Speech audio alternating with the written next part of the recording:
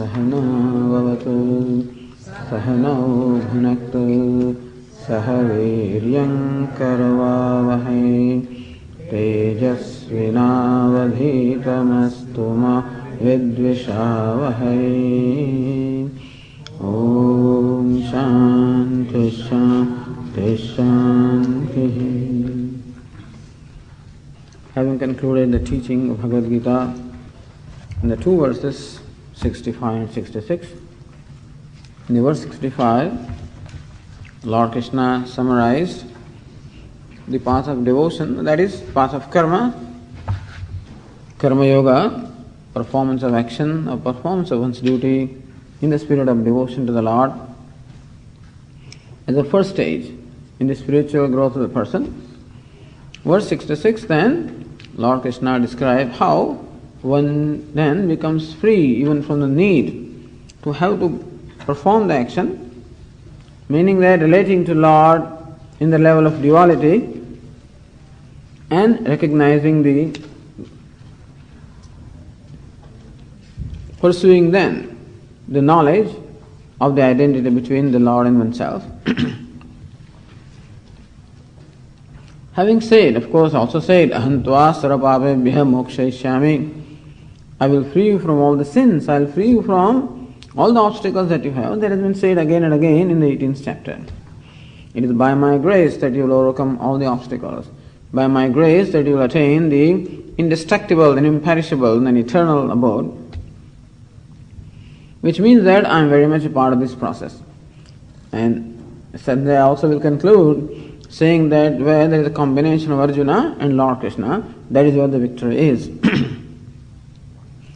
After concluding the teaching, the Lord Krishna also said Sampradaya, how the knowledge should be passed on, what care should be taken in passing on this knowledge. And in the verse 67, Lord Krishna gave the qualifications of the one who is fit to receive this knowledge.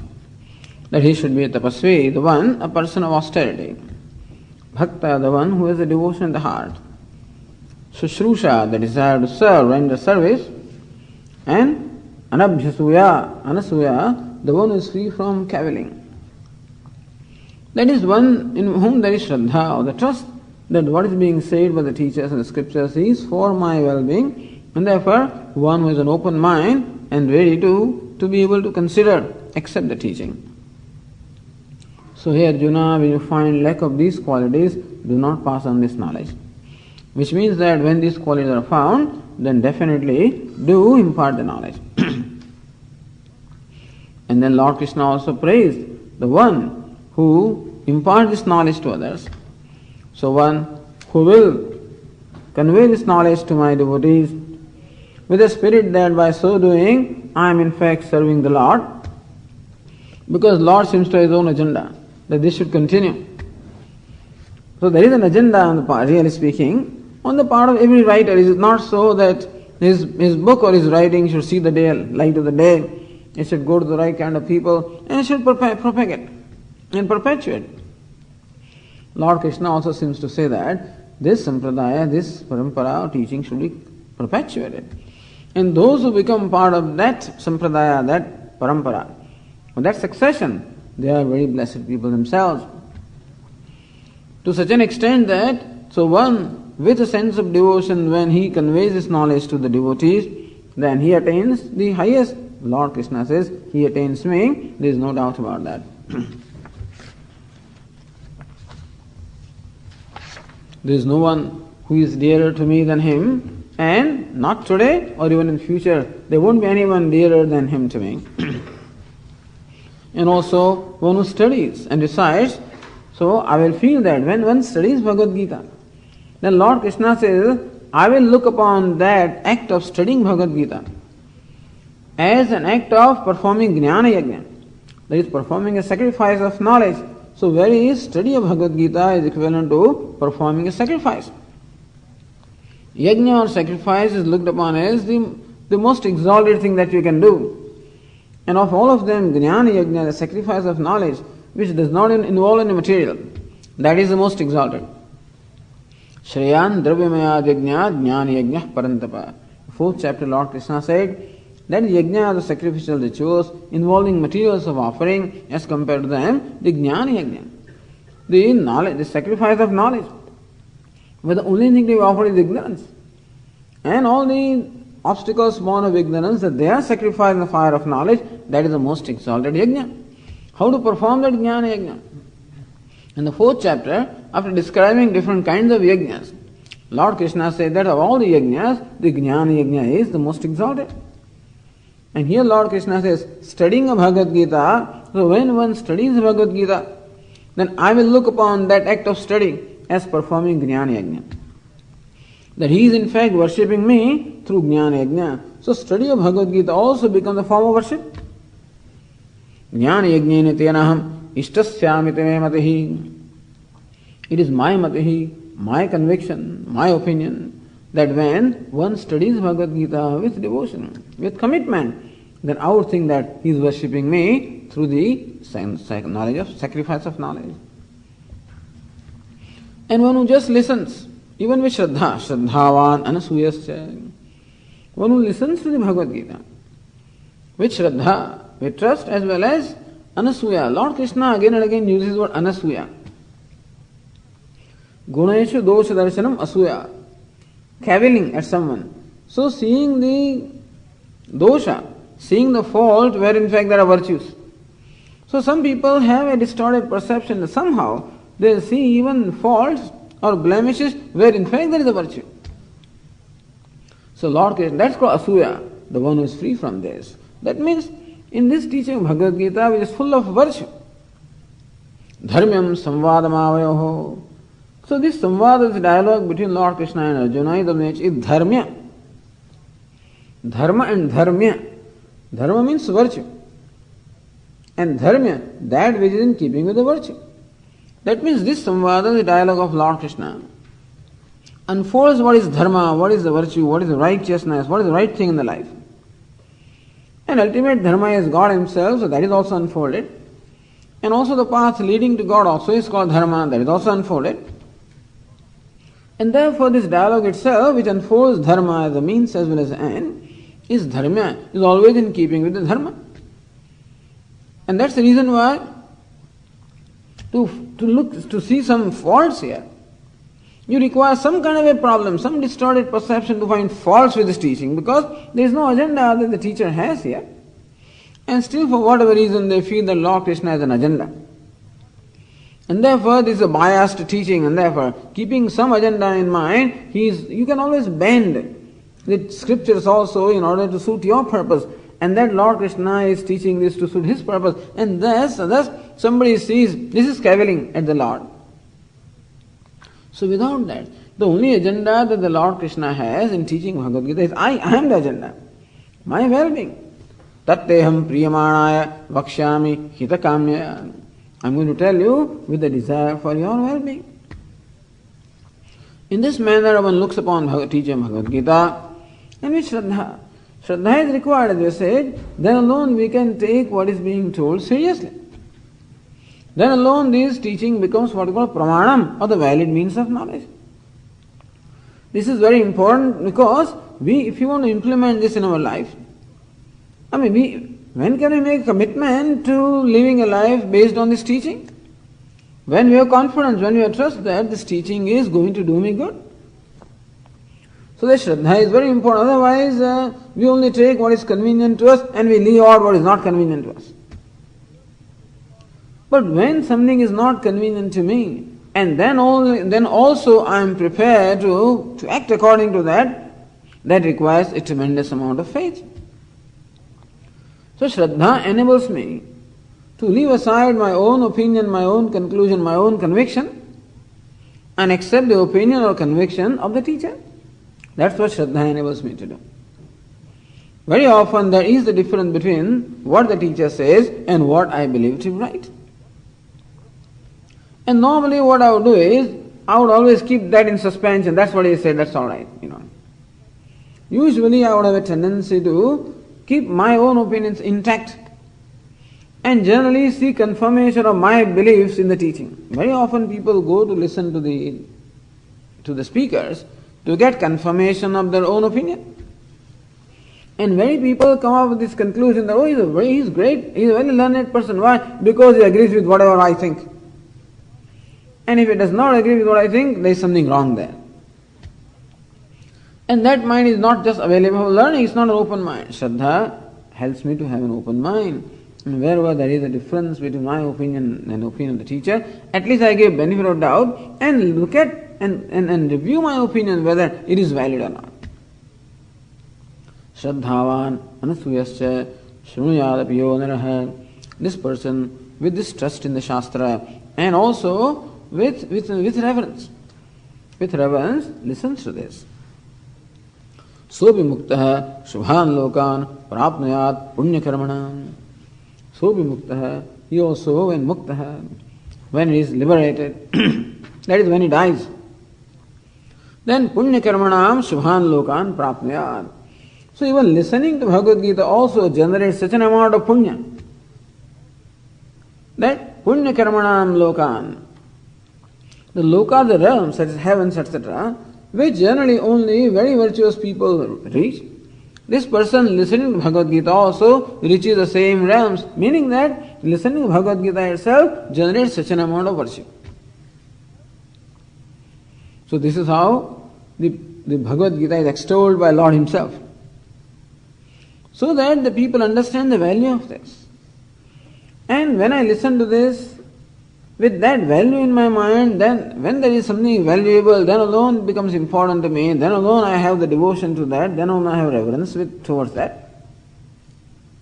And therefore it is important to understand how valuable Bhagavad Gītā is, and that also has been stated. Everything has been stated. Still Lord Krishna says one verse 72. Shishyasya shastrartha grahana agrahana viveka bhutsaya prachyati. Now Lord concludes his teaching, or let us say concludes his speech with one last question to Arjuna. Shastrartha grahana agrahana viveka bhutsaya. With a desire to know whether the disciple has grasped the meaning of the Shastra or not. Having said all of these hundreds of verses, now there is a desire. Has this worked or not? Has this disciple understood or not? Has he grasped the meaning of what has been stated or not? So with the desire to learn that, Lord Krishna asked this question, verse 72. Kacchide shrutam partha, kacchide shrutam partha, tvayaiకాగ్రేణ చేతసా, tvayaiకాగ్రేణ చేతసా, కచ్చిదజ్ఞాన సమ్మోహః, కచ్చిదజ్ఞాన సమ్మోహః, ప్రణష్టస్తే Dhananjaya, ప్రణష్టస్తే Dhananjaya. Kachit means kim. Kim eta shrutam partha tvaya ekagrena chetasa. He Partha. So Partha, of course, Partha means the son of Prutha. Prutha is one of the names of Kunti. And Kunti happens to be the maternal aunt of Lord Krishna. That is Lord Krishna's father's sister is Kunti. So Pandavas are all his cousins. So he is addressing Arjuna as Partha, son of Prutha. That means indicating that intimacy there, that, O Partha, my dear one, Kachit kim tvaya ekagrena chetasa etashrutam. Hey Partha, hey Arjuna, have you listened to what all I said with ekagrena chetasa, with a single pointed mind? Have you listened to what all I said with a concentration of the mind? Or did your mind stray away from what I was saying now and then because of many other concerns? It's so, can you imagine the whole discourse of 700 verses? And to be able to listen to that with a single pointed mind, that mind does not stray away at all, it's not easy at all. And if the mind did stray away, those days there were no tape recorders. And Arjuna did not have any notes and stuff like that also, therefore there was nothing, that all this was Shruti, listening with attentiveness. Attentiveness is important. If my mind is today, well, Lord is thinking, what am I going to use? What's happening? Then any can come up, all can come up. Because Lord said about mind, or achievements, avoidance, also can be said. Those things to the last of my many gods. So, you know whether or not has that single kind of concentration. Ramatava, or did you hear the influence, did you hear all the evidence? That's it. So, Shuddha means not just that, have you understood what I have said? Shuddha means what I said. Have you listened not only with the self-pointed mind, but also the attending mind, with learning mind, have grasped meaning of what I was said. And secondly, saying that, the Jnana Samoha, Kim, Ajnana Moha, Samoha, the great delusion, and caused from ignorance. The great delusion caused by ignorance. Te Samoha Pranashtaha. Here Arjuna, your delusion born of ignorance, is it destroyed? Now Arjuna may have very well understood what Lord Krishna said, and still his ignorance may not have been destroyed also. So two things. Have you listened to attentively and understood what all I said? And as a result of that, has your sammoha, or the delusion born of ignorance, has it gone? Is it dispelled? Just to verify whether the disciple has really understood what is said. So just to verify, this is also the teacher does. So, teacher also wants to know and get from the student. Suppose I said I understood lost this house many miles. Suppose I said suppose teacher is not like this. And the post student says, no, this is still not a change, it's not to me, and not, you know. This question asked by here is commitment. You must put himself with this statement and understanding. Well, you know, bad luck. So it is alright, that bad will understand. So that they can just for sessions. I only again from different standpoints. How many times I said this? How many times did I see? And all these it's not understood. You can persuade and walk. No. No, I'll again make him understand. You have various means, various ways to give us. The teacher is not into it merely by negating. Or let's say, by testing what it is that he's saying. But ask only when the student understood exactly what it is that I want to say. So that's why we call it teaching tradition. In order some sermons was given giving up to people around the understood. Who is all the teaching tradition. And that's developed in the teaching the student. The student also should ask questions and express it out. And so then teacher makes it his job, make sure all his doubts is solved. Therefore they concern about the teacher to make all the student understand because teacher is giving to help the student. And so naturally they want to know where student really not. In case student comes with some difficulty, so the student can help. And the teacher is prepared to continue help. If all the teachers were in mind, they are not the student to why I'm trying.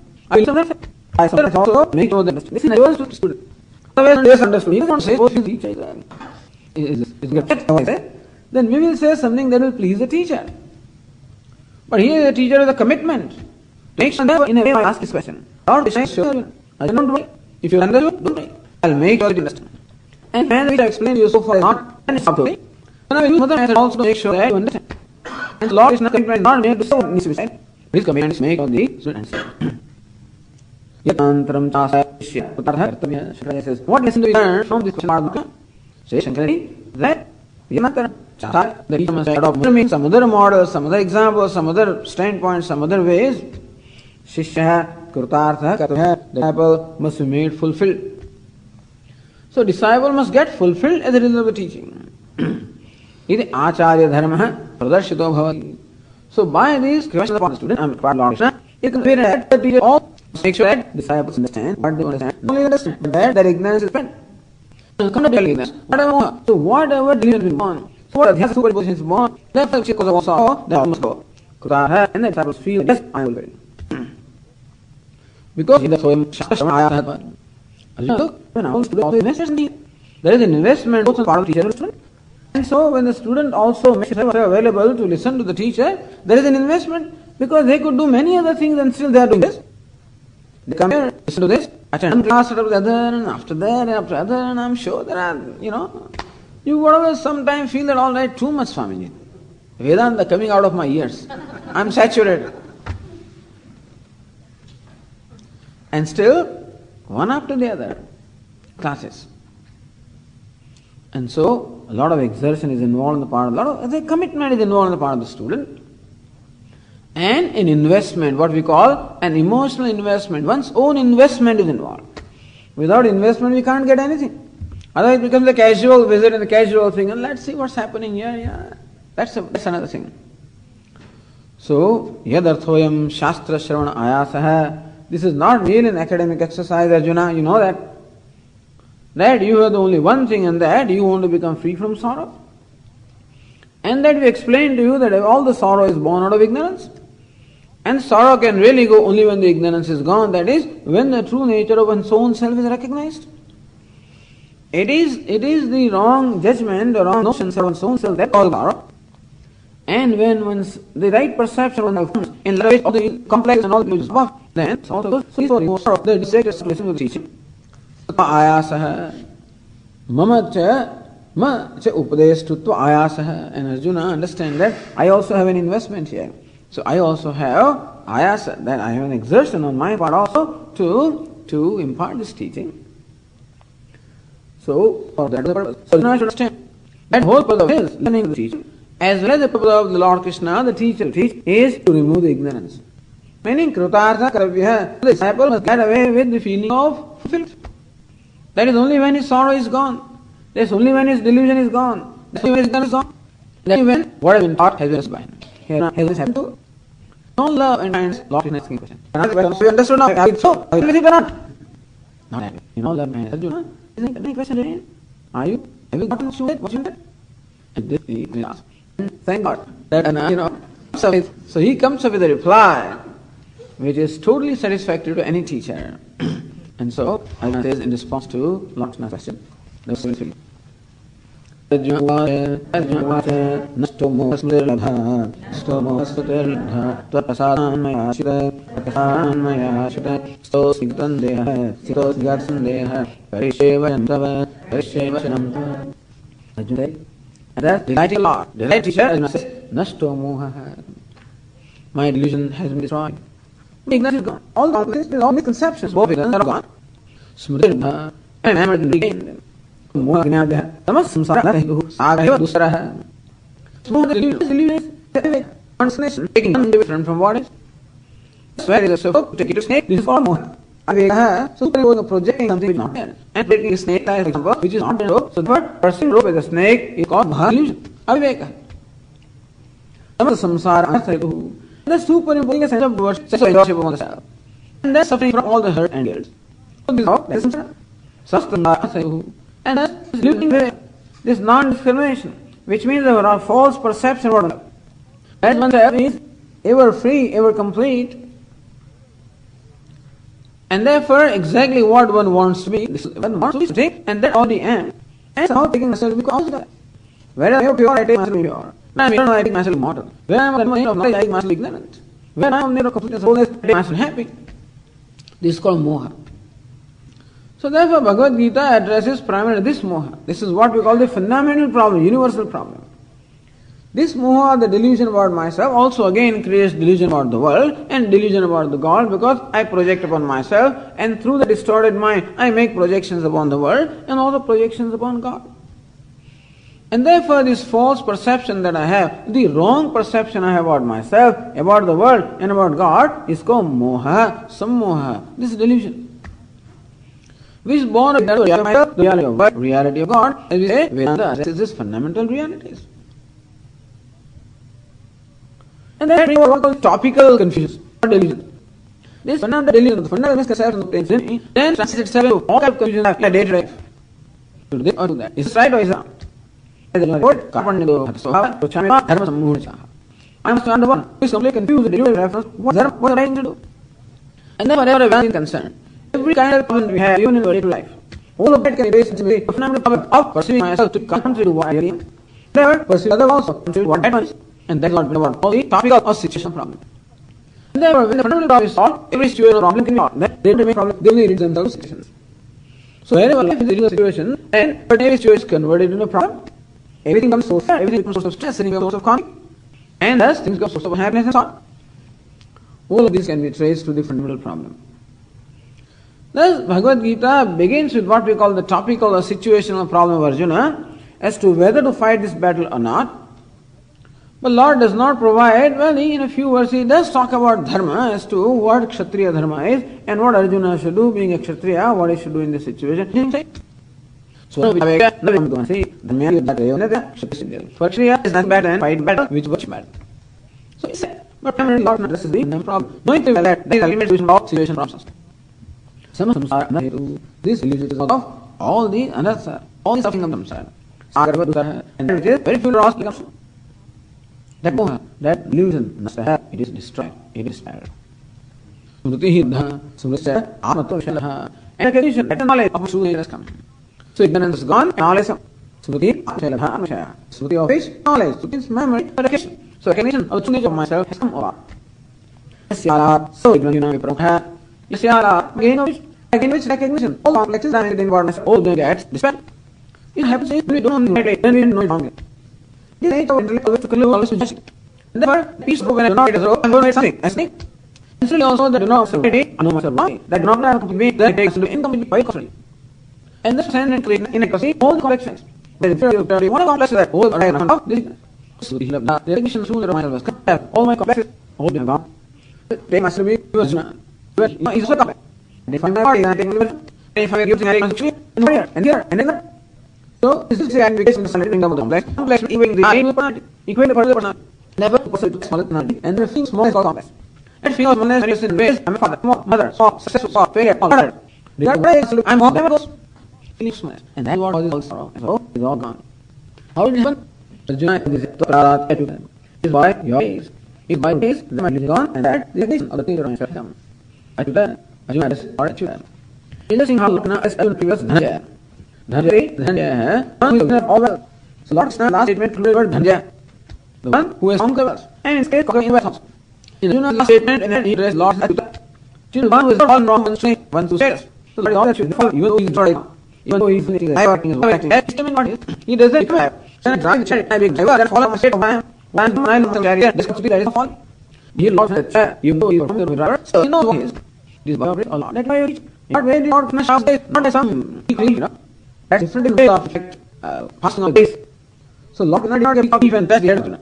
The way the Ishara is by teaching. By teaching. By Krishna then teaching on, by that, Manju is on, recognition of the Shuddha has come. And so what happened? What are you? So Tosmi Sandeha stand with all my doubts removed. Now there are doubts. Arjuna did express some doubts in throughout Bhagavad Gītā. Some questions were there and some doubts were also there. Jasi chet karmanaste mata buddhi. At some point in time he was really little disturbed also. He was wondering, about the intention of, not intention of Lord Krishna, but he wondered also about what Lord Krishna thinks of him. He never questioned Lord Krishna's intentions or whatever, but he was wondering as to what Lord Krishna thinks of him. Jasi chet karmanaste mata buddhir Janardana. Hey Janardana, according to you, as you say in the second chapter, and particularly in the verses of Sthita Prajna, it is you have been made, you did that. This knowledge is the goal, and you pray establishing thereby that's the ultimate goal. And so you said that the jnana or knowledge is superior to karma. Tat kim karmani ghore mam niyojayasi Keshava. Hey Keshava, then why do you impel me to perform this horrible act? So you think that I am not a mumuksha? You think I am not sincere? You think that I don't deserve to be I don't deserve moksha? Or you don't think I am sincere when I say that I want moksha from you? So Arjuna was a little perturbed that time. But anyway, so these questions have been asked, doubts have been raised, everything, sitosmi gata sandeha. Because Lord Krishna in the 4th chapter said also, sandeha means samshayat. The doubt does not always destroy. Doubt person gets destroyed. Doubt has come nature of some, he will destroy. He cannot trust anybody. He can trust that he got all these features, before anything will also get trust anybody. Samshayat vinashati. Now said, no doubt is left in my mind. I am very clear that the knowledge is no doubt. It is what got clear. Now you saw that they become young, not with obstacles. But Lord, all the obstacles, yes, from obstacles, my knowledge is now free from all obstacles. That also is my grace. Now that is free from all obstacles. Listen to what you say, so when in his life, what I thought to eliminate when it comes, and this recognition comes, all complexes, they are destroyed. And she is from Shaha, this of Shaha also said died. Tat komoha, kashokaha, egatvam, anupashyataha. Shavasya says that when one sees the egatvam, the identity of Brahman, komoha, kashokaha. What delusion can there be there? What delusion is there? Thus I am free from delusion, I am free from grief, I am free from the doubts. Arjuna here. So, acknowledge. Now what are you going to do? With Krishna said, under over in the entirety, what did I want you? And then, do as you think. So what is Arjuna going to do? Parishe vachanta. Lord, I will follow wisdom. Meaning that, By your grace, I am fulfilled, and nothing remains to be done. There is nothing that I have to do now, and therefore I am willing to do whatever is required to be done. See, in every situation there are something that I am required to do and something that I like to do. And my own agenda comes into the situation, starts judgment, and very often therefore we manipulate what we have to do to try to the end that we want, and therefore we manipulate it. It is a no jala. Therefore, I am solely surrendered to you. I will do as you say, I will follow your instruction. This statement is not Karishya I will do as you say, I follow your instruction. Shankaracharya this statement says, I am fulfilled, meaning that Arjuna is liberated. This is his comment. This is a statement on the part of the customer which reveals that he is free. So it is bondage. So bondage and I have to do something. I cannot do something. This is bondage. Arjuna says, there is nothing that I have to do, there is nothing that I cannot do. Whatever is right, I am available to do. And therefore, the free will is no more needed to exercise. I say the real freedom is the freedom from the need to exercise free will. Of course, we do exercise free will properly so that ultimately we come to wisdom. Freedom is freedom from the need to have to exercise free will. Then Arjuna says that I don't need to exercise free will, available. You are order, and therefore I am now available to be completely identified order because I am identified with you or identified with God. You said later, go to take refuge in the Lord. With whole being. And so Lord said, taking refuge of two mental being. And that I know that we go, which is free from the need to accomplish moksha. What is moksha? Just to live life without knowing that. So responsibility is there. There is no resistance at all. So this shows in fulfillment of man. And this is how Bhagavad comes to vision. That teachers who look to somebody teaching Bhagavad Gita, they don't face and follows. So then Bhagavad Gita begins with 11 verse of second chapter, Ashwatthana and Vajjapam. This is verse of the 18th chapter. So 18 begins Ashwatthana and Vajjapam. The grief of life should be fought. It includes grief. Meaning by that, the primary purpose of the teaching is to remove grief, not to remove the human. Whereas the Acharya Bhakti, so those who look upon Bhagavad Gita as a text of bhakti or devotion, so those who look upon Bhagavad Gita as propounding jnana or knowledge, so those who believe that knowledge is the primary means of liberation, and those others who believe that devotion, worship of the Lord is the primary means of devotion, of moksha. For them the knowledge becomes a means of bhakti, and for these people bhakti becomes a means of knowledge. Anyway, so we will not go too much into that, but the point is, for them, Bhagavad Gita begins with a statement. So for the Advaita Vedantins, Bhagavad Gita begins with a statement of Lord Krishna and concludes the statement of Lord Krishna. For those, the Bhagavad Gita begins with the statement of Arjuna and concludes with the statement of Arjuna.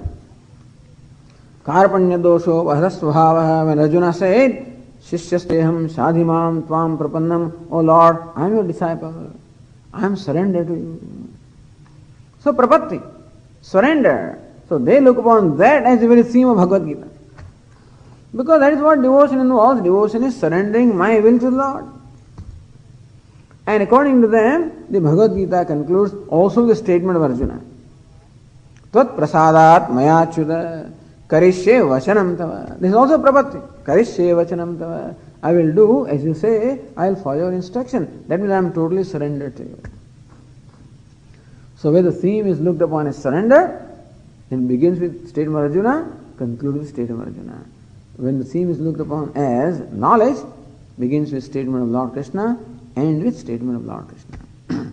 As far as Shankaracharya is concerned, the teaching begins with, or the Bhagavad Gita really begins with the statement of Lord Krishna, Ashochano Sojastvam, and concludes with the statement, Mahashocha. Parisamapta Shastrartha, and therefore, whatever Bhagavad Gita had to say has been very well concluded. Atha idanim katha sambandha pradarshanatham. As you know very well, Bhagavad Gita is part of Mahabharata. That is the reason why we found in the first chapter also, number of verses in the first chapter where the sambandha, the connection with the narration. So narration is going on in Mahabharata, and Bhagavad Gita falls as a part of that narration, and therefore it must be connected with Mahabharata, main topic, main text. And therefore in the many verses in the first chapter, we found the part of narration, and now the last verses here, the last 5 verses also are now a part of narration to Katha Sambandha, to show the connection with the following narration, so that again it goes back into the theme of Mahabharata. And for that, Sanjaya said here, Sanjaya Vacha, says in verse 74.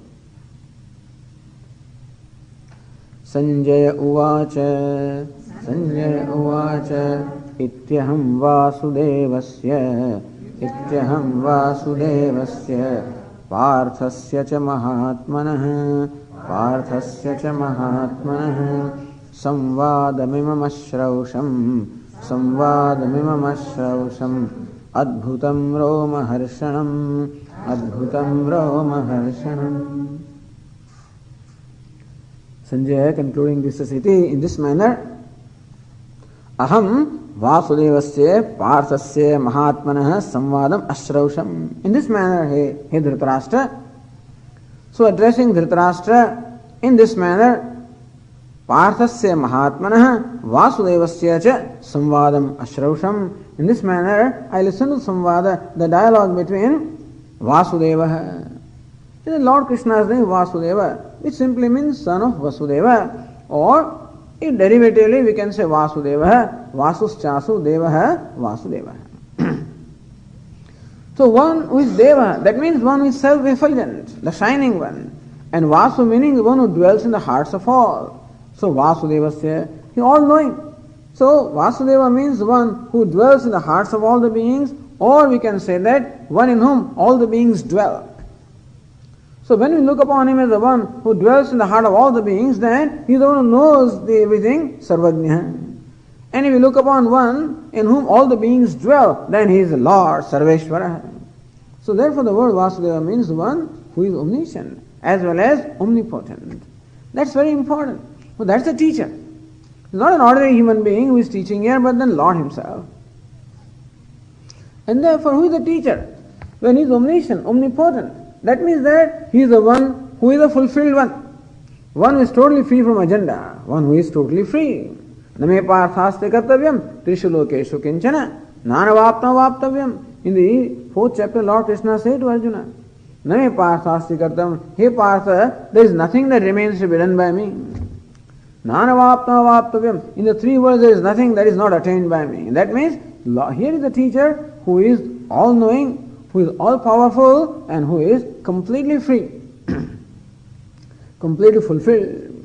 Vasudevasya. So that is the one who is teaching. And Parthasya, Prathasutasya, Arjunasya, Mahatmanah.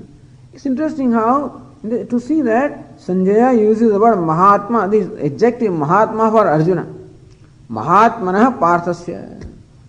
Partha means Prathaputra Arjuna, the son of Pratha, son of Kunti Arjuna, who is a Mahatma, the great souled one. Akshudra Buddhehe. So one who is large-hearted. So Arjuna who is large-hearted is a Mahatma. Arjuna himself is called Mahatma here, the one who is large-hearted one. Sarvadhikari Gunasampannasya. And therefore one who possesses all the qualifications to gain the knowledge. So thus, I listen to the Samvada dialogue between Sri Krishna and Arjuna, who are one is an ideal teacher, other one is an ideal disciple. And thus says that Sanjaya, how fortunate I am that I got to listen to this dialogue. Ashrausham, what is the nature of dialogue? Adbhutam, Romaharshanam. Adbhutam, Atyanda Vismayakaram. Something that is most wonderful, most unique. Romaharshanam, that makes my hair stand on their edges, and that shows horripilation, that really I experience horripilation to listen to this most wondrous of the dialogue between Arjuna and Lord Krishna and Arjuna. How did you happen to listen to this dialogue? What made you get this privilege? It's a great privilege, because how many people heard this? This teaching was heard. So not only Arjuna listened to the Bhagavad Gītā, Sanjaya also listened to it. And of course through him Dhritarashtra also listened, but Sanjaya directly listened. So those who directly listened to the Bhagavad Gītā are Arjuna and Sanjaya. Of course the third one also has listened to it, It is said that Anjanaya, Hanuman, he always is in the flag, which adorns the chariot of Arjuna. So every warrior had his own flag with his own mark. That's how, because in this whole battlefield, you can't see the people. There's a whole crowd of chariots and crowd of things. What you can see are their flags. And from that flag, you know who the warrior is. And so Arjuna's flag had the mark of monkey god, Anjanaya or Hanuman. So Hanuman was right there and he was also listening to this.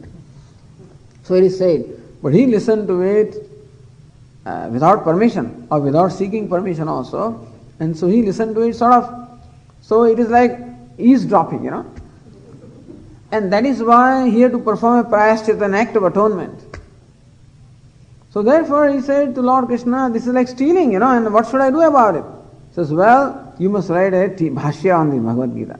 So apparently Hanumanji Anjaneya also has written a comment on Bhagavad Gītā that is called Pishach Bhashya. And so by writing that, then he got released from that sin that was committed by listening to this. But anyway, these are the people who were privileged to direct listen. And that's what Sanjaya says in the next verse. Vyasa prasadat shrutavan etad guhyamaham param yogam yogeshwarat krishnat sakshat kathayata swayam.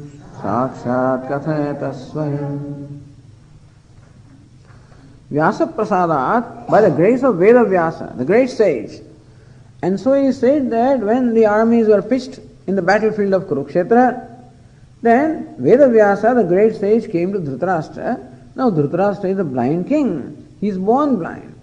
And then Veda Vyasa thought that he was the beneficiary, he was a sage, who always blessed this family of the Kauravas and Pandavas. So he came and made an offer to Dhritarashtra. So if you want, I can favor you by giving you the eyes so that you can go to the battlefield and watch this battle with your own eyes. Do you want to do that? Because naturally you must be very curious as to what is happening, what's going to happen in the battlefield. Dhritarashtra said, no, I can't see this battle. I can't see my sons dying and things like that. I cannot see that. And therefore, I cannot do that. Still, I like to know what's going on there. Therefore, this Dhritarashtra's minister, whose name is Sanjaya, and therefore Veda Vyasa gave a special boon to Sanjaya, and he gave him what we call the divine eyes, the clairvoyance, the capacity to see what's happening in the battlefield. So this dialogue between Dhritarashtra and Sanjaya, the king and the minister, is going on in the palace. But Sanjaya had the special gift of being able to perceive what is going on in the battlefield. Not only to see what is going on, but also to hear what is being said. Not only that, but to know the intention with which what is being said. Thus Sanjaya was given this special gift, special power. So he says here, Vyasa, he expresses his sense of gratitude. Vyasa prasada shrutavan. It is by the grace of Veda Vyasa, the great sage, that etat guhyamaham param shrutavan, that I was able to listen to this great secret. And the yogam, param yogam, this ultimate in the yoga, guhyam, this great secret, yogeshwarat krishnat sakshat kathayata swaham. And so sakshat kathayata swayam, that because of grace of Veda Vyasa, I was able to listen to this dialogue directly from the mouth of Lord Krishna. Otherwise we are also listening to it anyway. Bhagavad Gītā, that's okay. But Sanjaya says that I have the great privilege of listening to this directly from the mouth of Lord Krishna. And that is because Yogeshwarat Krishna. Who is Krishna? Yogeshwaraha. So Yoganam Ishwaraha. So one who is the Lord of all the yogis and Lord of all the yogas also. And from him I listen to this great secret and the most exalted yoga directly from the Lord Krishna. And that is how he expresses a great sense of gratitude as well as a great sense of pleasure, happiness.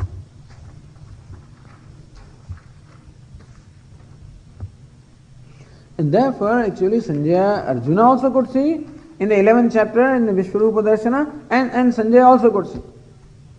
Arjuna could see all the armies entering the jaws of the death. But that was going to happen. That was going to happen in the future, but he sees it now. And Arjuna also saw all the snakes in the Patala and all the gods in the heavens very far away. That also he could see. So this is a special power by which one sees the things that are far away and also perhaps in future in time, so separated by time as well as space, and all of that, he could also see. And then, so again, expressing his great joy, Sanjaya says in the next verse, Rajan samsmritya samsmritya Rajan samsmritya samsmritya Samvadamimam adbhutam Keshavarjunayoh punyam Hrishyami cha muhurmuhu Hey Rajan, O king, samsmritya, recalling this again and again. That means recalling this at every moment. This has such a tremendous impact upon me, I just cannot forget it. It is just, that is something that keeps coming in my mind again and again. Imam adbhutam samvadam samsrutya, repeatedly recalling this wondrous and auspicious dialogue between Lord Krishna and Arjuna. Keshavajana punyam samvadam, adbhutam samvadam, this dialogue which is wondrous, punyam samvadam, dialogue which is most auspicious. So listening to that, remembering that again and again, Hrishyami cha muhurmuhu, I rejoice again and again. And so, recalling this dialogue, I rejoice again and again. So this is what he reports. And next verse also, he reports another thing that also has created a great impact upon him. In verse 77 he says, Tatcha samsmritya Rupamatyadbhutam hare Vismayo me mahan rajan Hrishyami cha punah punah Touch and further samsmritya repeatedly recalling Ati adbhutam hare rupam, that greatly most extraordinary form of the Lord which was shown the cosmic form. So cosmic form which was shown in the 11th chapter. So recalling again and again the most extraordinary form of the Lord. Vismayo me mahan rajan. Hey Rajan, O king, there is a great amazement in my mind recalling again that most wondrous form of the Lord. Hrishyami punah punah, and I rejoice again and again. So two reasons why Sanjaya rejoices. Recalling the great dialogue, most auspicious dialogue and wondrous dialogue, as well as the most extraordinary cosmic form of the Lord. Having said that, and he concludes Bhagavad Gītā in his report with a statement in the verse 78. Yatra yogeshwarah krishnah Yatra partho dhanurdharah Tatra shrir vijayo bhutihi Dhruvani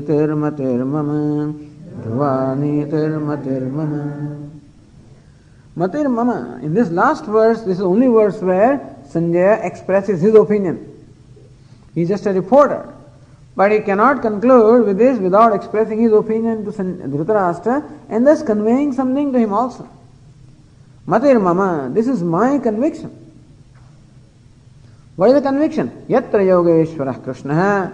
Where there is Lord Krishna, the Lord of Yoga, not just Krishna but Yogeshwarah Krishna. The one who is the master of, the Lord of all the yogas and Lord of all the yogis, meaning possessing all the powers, possessing his omniscience, his omnipotence, and therefore capable of showering his grace. So Lord who is Yogeshwara, who is completely, who has been made totally favorable, and therefore one who is capable and willing to shower his grace, Yogeshwara Krishna. Krishna Bhakta Dukkha Karshana.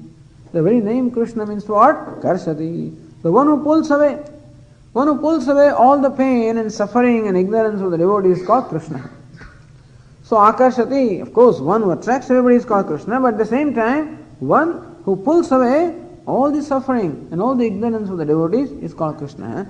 So Lord Krishna, who is the one, the remover of all the sorrow and all the ignorance of the devotees, and endowed with the yoga, that means the power of blessing the disciple.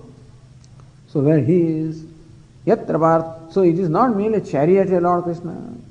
It started with what? A charioteer Lord Krishna, who had only made a commitment to perform the act of driving the chariot. But then what did we find? We find that he is not just a charioteer, he is Yogeshwara.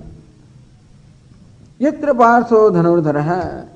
And along with that, where there is Partha Arjuna, Dhanurdharaha, the wielder of his bow. Arjuna possessed a very special bow which was called Gandiva, which was invincible. And so Sanjaya says, where Dhanurdara Partha Vartate, where this Partha wielding the bow is there. Because it began with Partha setting aside, casting aside his bow. Eva muktva Arjuna sankhya rathopastho upavishada visrujya sasharam chapam shoka samvignamanasah. Arjuna's mind was filled with grief and pity. He cast aside his bow and arrow and then supplicated to the Lord. So not that Arjuna was cast aside his bow and arrow, the one who is wielding the Karishye Vachanam Tava. Now Arjuna said, I will do as you want me to do, which means that I will wield my weapons and I will perform my duty. So now Arjuna has become Dhanurdara Partha. So when he came to the battlefield, of course he was wielding his bow. But because of delusion that was created in him, he just cast aside his bow. And the bow and arrow here, they stand for what we call the Purushartha, the very means with which you have to grow, with means which you have to become liberated. So very sadhanam, the means is given up. How the sadhya, the end can come? The end cannot be achieved when the means is given up. So Arjuna, who is now wielding the bow, meaning that one is prepared to do what is required to be done. So we require this combination. Purushartha. So Arjuna wielding the bow stands for Purushartha, the self-effort. And Lord Krishna, the Yogeshwara, stands for Prarabdha, or the grace of the Lord. What we call the third factor. For the successful completion of any undertaking, we require what we call Prayatna, that means the right effort. We require the Kala, the time during which the effort must be made. And we require also Daivam, the grace of the Lord, the grace favor of all the unknown factors. Because when you perform an action, there are certain things that I can control based on my limited knowledge and based on my limited abilities. But there are many things that I cannot control, and I definitely need the favor of all those uncontrollable factors. Then alone my task can be completed or can be successful. And Lord stands for all those unknown, uncontrolled factors. So we want favor of all those factors that I cannot control, and that is where the grace of Lord, the Daivam, comes.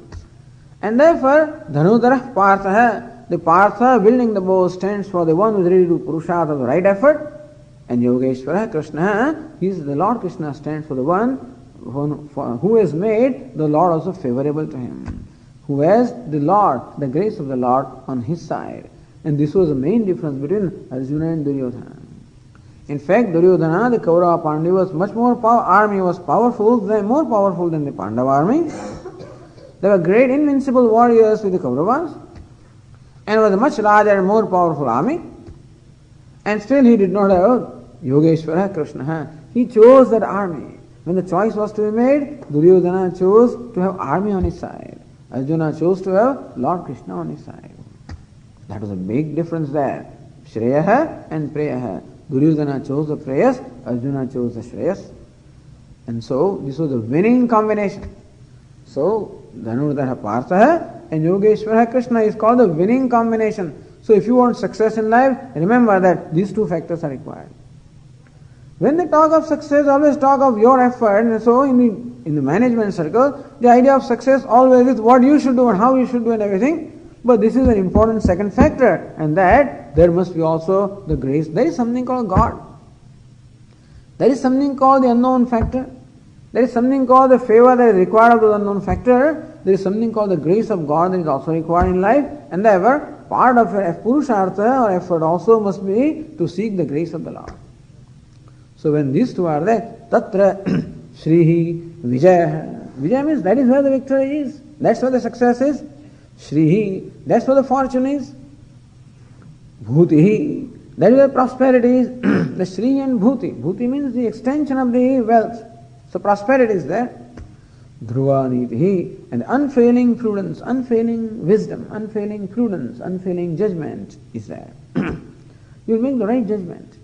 So success requires making right judgment. Is it not so?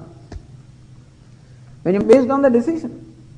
The effort comes after the decision, and decision comes after judgment. And judgment comes when this combination is there. So Dhruva Nitihi, where there is unfailing prudence, unfailing wisdom, unfailing judgment, proper judgment will be there. Unfailing justice will be there. So first of all, you judge the situation correctly because you have a clear mind. And having judged the situation correctly, you come to a proper decision and you execute that decision through your action. So it's not merely skill that is important. There are two kinds of skills, what they call the hard skill and the soft skill. So all the hard skills are there. I'm a great engineer, I'm a this, that, all kinds of, all kinds of abilities I have, that the hard skills are there, but a soft skill also is required, that grace of the Lord. Or the preparation of the mind is what we call the soft skill. And somehow that is slowly being understood also by the management science now. But you see, this is a verse that tells us about how to manage our life or how to manage anything. Because this combination gives not only the spiritual prosperity, but material prosperity as well.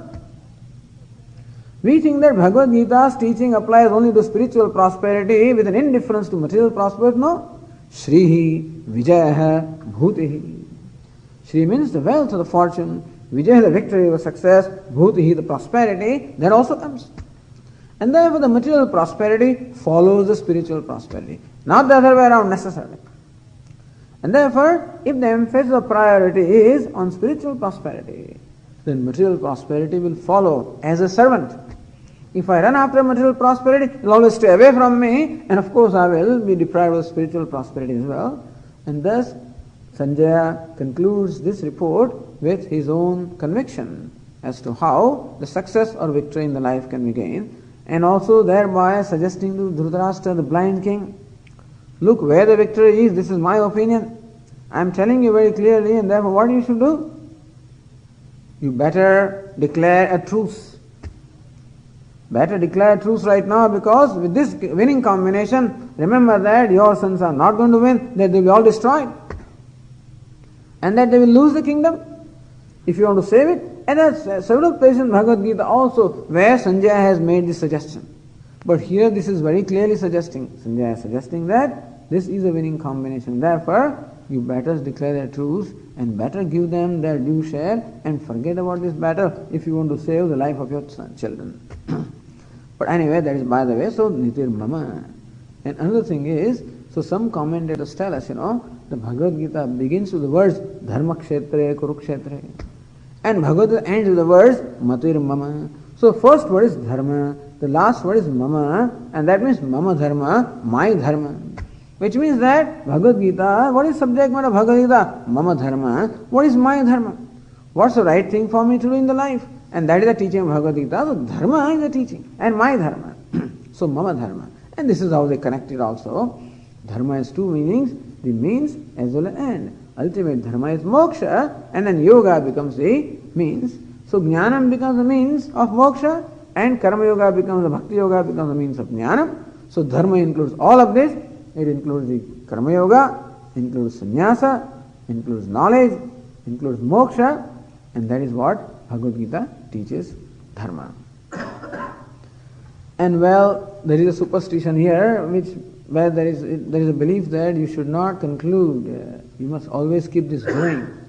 And therefore the study should, or anything, no text should be concluded. You should not conclude, this must be an ongoing study. And therefore, after concluding the 18th chapter, we should read the first verse also. But before that, we must read what we call the Sankalpa Vakya at the end of the chapter, which does not appear here, but you repeat as I chant here. Om Tat Sat, Om Tat Sat, Iti Śrīmad Bhagavad Gītāsu, Iti Śrīmad Bhagavad Gītāsu, Upanishadsu, Brahma Vidyayam, Yoga Shastre, Shri Krishna Arjuna Samvade, Moksha Sannyasa Yogo Nama, Ashtadashodhyaya. Om Tat Sat. In this manner, Śrīmad Bhagavad Gita, so in this divine song which is sung by the Lord Himself, Upanishadsu, where every chapter is like an Upanishad. Some people say every verse is like an Upanishad. So which is the essence of all the Upanishads? Shri Krishna Arjuna Samvade, which is in the form of the dialogue of between Lord Krishna and Arjuna. Brahma Vidyayam Yoga Shastra, which dialogue has the main subject, namely Brahma Vidya, the knowledge of Brahma, Yoga Shastra, and a means of knowledge, that is Yoga, Karma Yoga or Bhakti Yoga. So Brahma Vidya and Yoga, these are the two topics in the Bhagavad Gītā. So, which are revealed by the dialogue between Lord Krishna and Arjuna. Moksha Sannyasa Yogo Nama. This Ashtadashodhyaya, this 18th chapter, which is titled Moksha Sannyasa Yoga, which has moksha and sannyasa, as we discussed on the very first day there when we began this chapter. So, moksha is the main subject matter of the 18th chapter, and sannyasa is the means of that moksha. Depending on how we understand sannyasa. If you understand sannyasa as spirit of renunciation, then that is the meaning, that is the means of moksha. If you understand sannyasa as a very knowledge, then that is moksha. So moksha of the nature of sannyasa, or moksha to be achieved by sannyasa, that is the subject matter of the 18th chapter that gets concluded here. In fact, we always conclude the conclusion of every chapter with this 66th verse, of the 18th chapter. Sarva dharman parityajya, mamekam sharanam vraja, ahantva sarva papebhyah,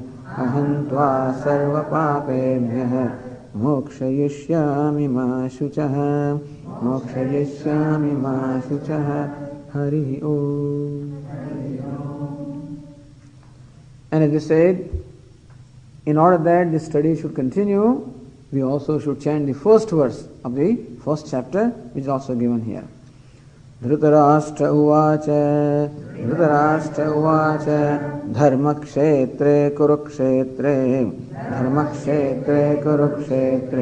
samaveta yuyutsavah mamakah pandavaschaiva kimakurvata sanjaya